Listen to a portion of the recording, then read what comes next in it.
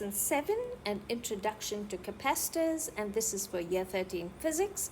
There is no lesson 6 because we did problems on Kirchhoff's laws. So, what is a capacitor? A capacitor is a device that stores charge and hence energy that can be released later. How is this done? Work is done in holding opposite charges apart, and this work done is stored as electrical potential energy in the electric field between the plates of the capacitor. Now, there are different types of capacitors. So there's electrolytic capacitor, which have to be connected correctly because it has a marked positive and negative terminal.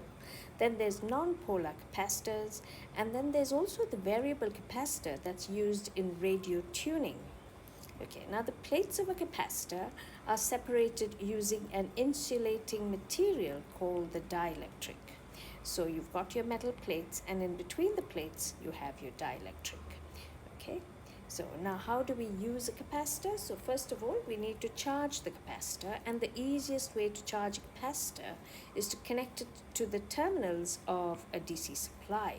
So what actually happens is, well, these plates are initially neutral.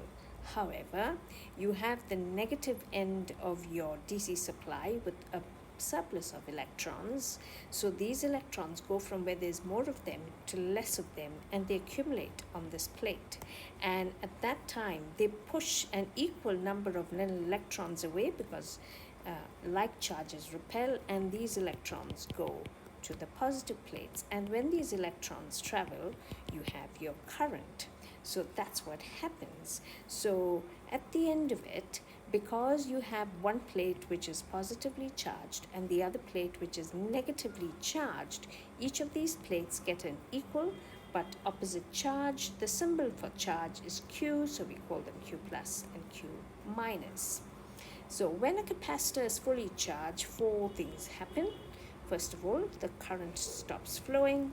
Each plate gets an equal but opposite charge, and when you have opposite charges, you have an electric field established between the plates, and the strength of this electric field is V over D, and the voltage across the capacitor will equal to the supply voltage. So these are what the symbols all stand for, and here are your units. Now, there's a term called capacitance, which we need to know what it is. The capacitance of a capacitor is the amount of energy it can store when the voltage across its plate is 1 volt. Okay, and this is the equation that relates capacitance, charge, and voltage. Now, the unit of capacitance is measured in farads, okay, which is actually coulombs per volt.